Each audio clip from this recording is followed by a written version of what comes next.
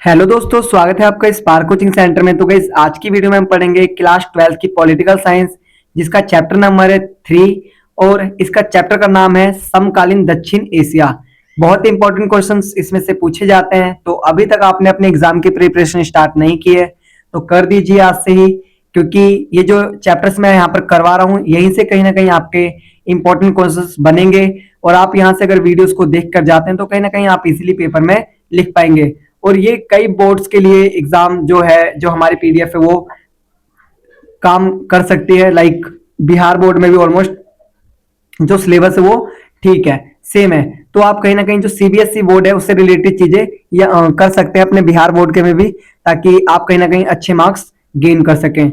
और ये हमारी ऐसी नहीं कि पहली वीडियो, इससे और भी पहले वीडियोस अपलोड की जा चुकी हैं। अगर आपने इससे पहले वाली वीडियोस को नहीं देखा तो प्लेलिस्ट बनी हुई है 12th क्लास के नाम से, पॉलिटिकल साइंस।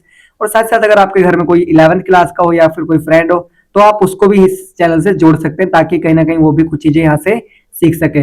और मैं आपको बता दूं कि हमारा एक और यूट्यूब चैनल है जिसका नाम है spark coaching centre for English. आप वहां से हमसे इंग्लिश सीख सकते हैं।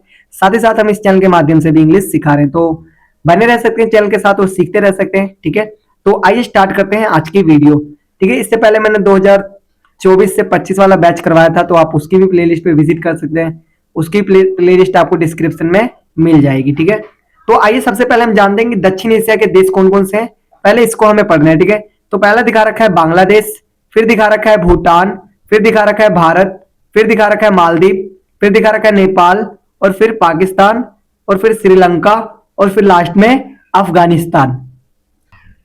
तो जो हमारे दक्षिण एशिया के देशों में, जो दक्षिण एशिया में जो देश आते हैं उनमें इन 8 देशों को गिना गया है। इसमें चीन को नहीं रखा गया, ये आप लोग याद करके रखेंगे। आगे देखिए, आगे दिखा रखा है नेपाल में राजतंत्र का अंत 2006 में हुआ। कब हुआ? 2006 में। हालांकि अभी जो नेपाल है अपना, उसकी जो हालत है वो थोड़ी सी खराब हो गई है, क्योंकि वहां जो सरकार है वो इस्तीफा दे दिया है सरकार ने। और साथ ही साथ वहां पर ना जो जैसे टिकटॉक वगैरह इत्यादि को, जो सोशल मीडिया ऐप है, उनको बैन कर दिया गया, जिसके कारण कहीं ना कहीं वहां पर जो युवा वगैरह थे उनमें थोड़ा सा गुस्सा भड़का। क्योंकि सबसे ज्यादा कौन जुड़ा हुआ है यूट्यूब इन सबसे? युवा, क्योंकि पढ़ते हैं बेचारे कुछ मूवीज। देखो हर कोई अलग अलग देखता है, बच्चे तो ऑलमोस्ट अच्छे हैं, पढ़ने वाले हैं, गाने वाने भी सुनते हैं, और गाने सुनने तो बहुत जरूरी है। तो कहने का मतलब है कि देखिए, हाँ ठीक है, थोड़ा सा बैन करिए, लेकिन कुछ कड़े कानूनों के साथ कुछ टाइम दीजिए, और कुछ और भी अच्छे कानून लाने पड़ेंगे। ये नहीं कि सिर्फ इससे हो जाएगा। बंद करिए, हर जगह थोड़ा सा बंद होना चाहिए, खासकर 18 साल से जो नीचे हैं उनके लिए तो बंद होना ही चाहिए, क्योंकि आजकल इंस्टाग्राम वगैरह पे जितने भी हैं वो 16-17 साल के बच्चे हैं। ठीक है, तो थोड़ा सा सरकार को इसके ऊपर एक्शन लेना तो चाहिए। ठीक है, जैसे नेपाल ने लिया, लेकिन हालांकि नेपाल में जो स्थिति है वो बहुत ज्यादा बुरी हो गई है। मैं नहीं चाहता कि भारत में ऐसी कोई स्थिति हो। जैसे चल रहा है वैसे चलने देंगे, वो भी ठीक है, लेकिन थोड़ी सी शिक्षा नीति को अच्छी करिए, ताकि कहीं ना कहीं ये जो सारी चीजें हैं वो और अच्छी तरीके से ठीक हो सके, मतलब कि लोग बाग समझदार हो सके। आगे दिखा रखा है भारत ने सन 1991 में पूर्व की ओर चलो की नीति को अपनाया। किसको अपनाया? पूर्व की ओर चलो, यानी कि पूर्व की ओर चलने की नीति को किसने अपनाया? भारत ने। आगे दिखा रखा है चीन को दक्षिण एशिया का भाग नहीं माना जाता। जैसे मैंने आपको बताया कि चीन को दक्षिण एशिया का भाग नहीं माना जाता। आगे दिखा रखा है दक्षेश की स्थापना 1985 में हुई। देखिए, दक्षेश एक क्षेत्रीय संगठन था जो कहीं ना कहीं बना किसके द्वारा था? दक्षिण एशिया के देशों के द्वारा, उसमें चीन भी था। तो वो जो दक्षिण एशिया के द्वारा बनाया गया था ना संगठन, वो सफल नहीं हुआ। जैसे आपके आसियान सफल हुए थे, यूरोपीय यूनियन सफल हुआ था, वैसे ही ये सफल नहीं हुआ और ये बहुत जल्दी टूट गया। ठीक है, आगे देखिए बता रखा है, ये मेरा नंबर है, फोन नंबर, जिसपे अगर आपको इसकी फुल पीडीएफ चाहिए हो तो आप इसे परचेज कर सकते हैं। ठीक है, और ये मेरा नाम है बिट्टू कुमार। ठीक है, तो इस नंबर पे आप कॉल करके जो भी आपको नोट्स परचेज वगैरह करने हैं वो कर सकते हैं। ये आपकी मर्जी है, इसमें कोई जोर जबरदस्ती नहीं, जिसको करना कर सकता है, जिसको नहीं करना उससे कोई भी जबरदस्ती नहीं है। ठीक है, आपकी मर्जी है। आगे देखिए बता रखा है कि महत्वपूर्ण प्रश्न। अब जो ऐसे प्रश्न जो आपके पेपर में आ सकते हैं, चांसेस पूरे पूरे हैं। और ये हमारे, मैं पहले बता दूं आपको, शॉर्ट्स नोट्स हैं ये। अभी हमारे फुल नोट्स यहाँ पर मैं प्रोवाइड नहीं करवा रहा हूँ, क्योंकि उसकी एक कॉस्ट रखी गई है, तो जो उस कॉस्ट को क्वालिफाई करेगा, ठीक है, वो ले पाएगा। ठीक है, मैंने बता रखा है बहुत सारी वीडियो में, फिर बताता हूँ कि 1 चैप्टर की कीमत है 10 रुपए। अगर आप अभी जो फर्स्ट टर्म का आ रहा है, 6 चैप्टर आ रहा है, तो अगर आप पूरे एक साथ पीडीएफ परचेज करते हैं तो आपको 50 रुपीज में मिल जाएगा। और अगर आप 12th में हैं तो 12th के भी नोट्स यहाँ से प्राप्त सॉरी 11th में, तो 11th के भी आप प्राप्त कर सकते हैं। साथ ही साथ मैं चाहूंगा कि भी यहाँ पर ज्योग्राफी इत्यादि की वीडियोस में बहुत जल्दी लेकर आ जाऊं, ताकि आप इजीली सारी चीजों को समझ सकें। ठीक है, दिखा रखा है बांग्लादेश में लोकतंत्र कब से स्थापित हुआ। बांग्लादेश जो देश था वो अस्तित्व में कब आया, 1971 में, जब इंदिरा गांधी ने बांग्लादेश को अलग करवाया। ठीक है, तो उस समय क्या हुआ, उस समय यहाँ पर जो लोकतंत्र है वो स्थापित हुआ था कब, 1991 में। ठीक है, दूसरा क्वेश्चन दिखा रखा है लिट्टे क्या है, LTTE। ठीक है, यानी लिबरेशन टाइगर्स ऑफ तमिल इलम 1983 में गठित हुआ उग्रवादी संस्था के द्वारा। किसके द्वारा गठित हुआ था, उग्रवादी, जो समाज में थोड़ा सा बेकार चीजें करते हैं ना, उससे ये चीज वो हुई। ठीक है, आगे दिखा रखा है,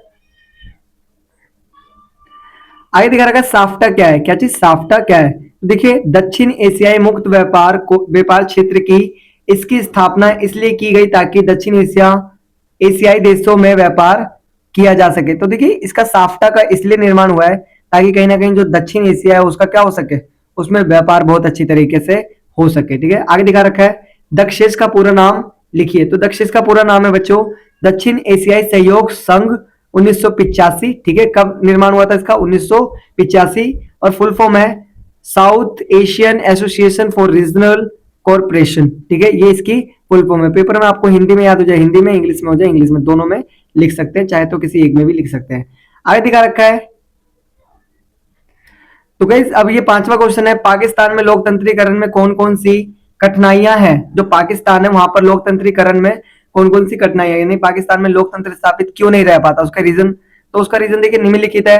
पाकिस्तान में लोकतंत्रीकरण में निम्नलिखित कठिनाइयां हैं। पहला, यहाँ सेना, धर्मगुरु और भूस्वामी वर्ग का सामाजिक दबदबा है। किसका दबदबा है यहाँ पर, सेना का है, फिर धर्मगुरु का है, और फिर भूस्वामी वर्ग का सामाजिक दबदबा है। ठीक है, जो भूस्वामी जिनके पास बहुत सारी भूमि, उनका क्या है, सामाजिक दबदबा है। ठीक है, जो सेना शासन को क्या करते हैं, बढ़ावा देते हैं। ठीक है, तो भूस्वामी लोग वगैरह ये सेना शासन को क्या करते हैं, बढ़ावा देते हैं ताकि इनका काम निकल सके। आगे दिखा रखा है पाकिस्तान की भारत के साथ तनातनी रहती है, इस कारण सेना समर्थक समूह अधिक मजबूत रहे हैं। अब देखो वहां पर जो सेना है ना, वो ना समर्थक जो उसके रहे वो बहुत ज्यादा मजबूत रहे। क्यों, क्योंकि भारत के साथ ना अनावनी रहती है, तनातनी रहती है उसकी हमेशा, कि कुछ लोग ये मार दिए, कुछ लोग उधर मार दिए, ऐसा चलता रहता है। ठीक है, पाकिस्तान और भारत के बीच।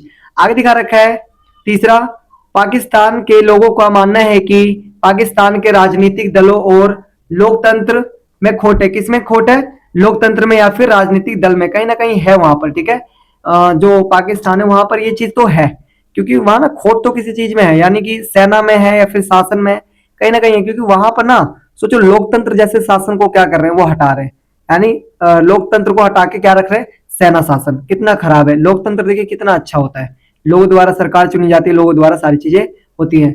आगे दिखा रखा चौथा, अमेरिका तथा अन्य पश्चिमी देशों में अपने स्वार्थ के लिए पाकिस्तान में सैनिक शासन को बढ़ावा देते हैं। अब देखिए कई ऐसे देश भी हैं जो अपने हथियार वगैरह बेचते हैं, तो उनमें से अमेरिका है तथा पश्चिमी देश बहुत सारे हैं जो अपने हथियार सप्लाई करते हैं पाकिस्तान को। ठीक है, तो कहीं ना कहीं ये चीज भी क्या कर रही है, उनको बढ़ावा दे रही है कि उनको इजीली हथियार मिल पा रहे हैं, इजीली उनको जो करना है वो कर पा रहे हैं, कोई रोकने वाला नहीं है, कोई टोकने वाला नहीं है। लेकिन ये जितना जल्दी प्रशासन संभलेगा उतनी जल्दी इन चीजों पे वर्क करेगा और कहीं ना कहीं चीजें अच्छी तरीके से चल पाएंगी। तो चलिए आगे देखते हैं। तो देखिए क्वेश्चन नंबर है, श्रीलंका के जातीय संघर्ष में किन की भूमिका प्रमुख है। तो जो श्रीलंका में जातीय संघर्ष है उसमें भूमिका किसकी सबसे महत्वपूर्ण है, ये आपको बताना है। तो देखिए पहला दिखा रखा है श्रीलंका के जातीय संघर्ष में सिंगली व तमिल की भूमिका प्रमुख है। किसकी, सिंगला सॉरी सिंगली और तमिल के बीच में। ठीक है, जो लड़ाई है वहां पर किसके किसके बीच है, तमिल और सिंगली के बीच। अब यहाँ पर देखिए श्रीलंका में तमिल अल्पसंख्यक है तथा सिंगली बहुसंख्यक। अब जो यहाँ पर जो तमिल है ना, जो तमिल वाले लोग हैं वो बहुत कम है जनसंख्या में, और जो आपके वो है क्या नाम है, जो सिंगली है वो बहुसंख्यक है। क्योंकि देखो बहुत छोटा सा देश है ना, लेकिन आधे देश पर किसका कब्जा है, आधे देश पर आपके जो तमिल है उनका कब्जा है और आधे देश पर लगभग सिंगली का कब्जा है, ऐसा वहां पर देखा जा सकता है। ठीक है,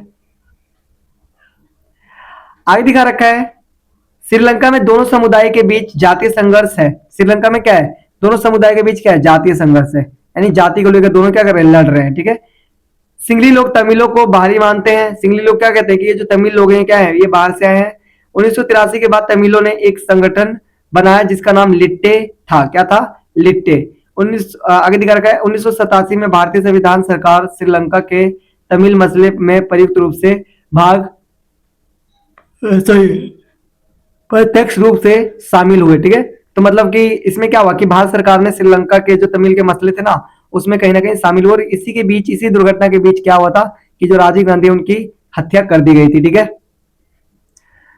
तो देखिए अब इसका क्वेश्चन नंबर 7 है, भारत और पाकिस्तान के बीच हाल में क्या समझौते हुए। ये पूरा पूरा पेपर में 6 या 4 नंबर का क्वेश्चन आ जाता है। तो जैसे कि आपको मैंने बता दिया था अपनी पहली शुरुआत करते ही वीडियो की कि जो ये हमारी पीडीएफ है ये शॉर्ट्स नोट्स है, यानी कि इसमें बहुत कम आपको क्वेश्चन आंसर मिलेंगे। आप चाहें तो हमारी जो फुल जो बुक है इसकी पीडीएफ वो आपको 150 रुपए में मिल जाएगी, और अभी आप अगर 6 चैप्टर लेते हैं तो वो 50 रुपीज में आपको मिलेगा। तो आप देख लीजिए अगर आपको बुक सूटेबल लगे, क्योंकि सेकंड टर्म में तो बुक काम आई गई, और 12th क्लास है। 12th देखिए, 12th अपने आप में स्मार्ट होती है, समझदार होती है। तो देखिए 50-100 रुपए मत देखिए, अगर आपको परचेज करना है तो पक्का परचेज करिए, क्योंकि आज आप परचेज करते हैं तो कहीं ना कहीं जो आपके मार्क्स हैं वो बहुत अच्छे आ सकते हैं पेपर में। ठीक है, आगे चलिए 6 नंबर का क्वेश्चन पेपर में पूरा पूरा आ सकता है, चांसेस है। आगे 8वां क्वेश्चन है, ऐसे 2 मसलों के नाम बताइए जिन पर भारत बांग्लादेश के बीच आपसी सहयोग है, और इसी तरह 2 ऐसे मसलों के नाम बताइए जिन पर असहमति है। देखिए अब आपको यहाँ पर क्या बताना है कि जो बांग्लादेश है उससे भारत की क्या तनातनी है, मतलब किस बात को लेकर लड़ाई है, पहली तो ये। दूसरा, अब इसको हम कैसे कम कर सकते हैं। देखो ऐसे तो है कि आपसी सहयोग से इसको कम तो किया जा सकता है, लेकिन इन पे भी ना थोड़ी सी ना असहमति है। कई लोग कहते हैं हाँ मान जाओ, कई लोग कहते हैं नहीं मान जाओ, तो सरकार को सारी चीजें सुननी पड़ती है। आगे देखिए, नेपाल के लोग अपने देश में लोकतंत्र को बहाल करने में कैसे सफल हुए। देखिए अभी थोड़ा सा नेपाल का हाल बुरा है, आपने न्यूज देखा होगा, अगर नहीं देखा तो जरूर देखिए ताकि कहीं ना कहीं आपको थोड़ी सी नॉलेज मिल सके। तो नेपाल का क्या हाल कहीं ना कहीं वहां पर बुरा है, और उसके बहुत सारे रीजन हैं। लाइक फर्स्ट रीजन तो मैं ये कहूँगा कि वहां पर जो टिकटॉक वगैरह सोशल मीडिया ऐप जो बंद कर दिए गए उसके कारण जनता में ये जो आक्रोश है वो पैदा हुआ है, और कहीं ना कहीं ये अच्छा होता नहीं है जो अभी गुस्सा दिखा है, ये जनता में ऐसे होना नहीं चाहिए। क्योंकि थोड़ा सा हाँ सरकार को भी थोड़ा सा इस पर ध्यान देना चाहिए कि एक एज लिमिट करते हैं और फिर इस चीज को इम्प्लीमेंट करते हैं तो ज्यादा बढ़िया रहता है। ठीक है, अब देखिए ये मेरा एक फोन नंबर है 8178988103। ठीक है, मेरा नाम है बिट्टू कुमार। अगर आपको इसकी फुल पीडीएफ चाहिए तो आप मुझे इस नंबर पर व्हाट्सअप कर सकते हैं, साथ ही साथ आप मुझे इस नंबर पे कॉल भी कर सकते हैं। और भी अगर कोई डाउट वगैरह तो आप मुझसे ऑनलाइन पूछ सकते हैं, व्हाट्सअप वगैरह इत्यादि, या फिर इंस्टाग्राम पे हमारी आईडी है सेम इसी नाम से जिस नाम से ये यूट्यूब चैनल है, यानी कि spark coaching centre spark coaching centre. ठीक है, तो गाइज आज के लिए इतना ही। आई होप कि वीडियो आपको अच्छी लगी होगी, अगर अच्छी लगी हो तो 2 या 3 लोगों के साथ शेयर जरूर करें। ठीक है, ताकि कहीं ना कहीं हमारा भी और हौसला बुलंद हो सके। तो आज के लिए इतना ही, मिलते हैं नेक्स्ट वीडियो में। जय हिंद, जय भारत।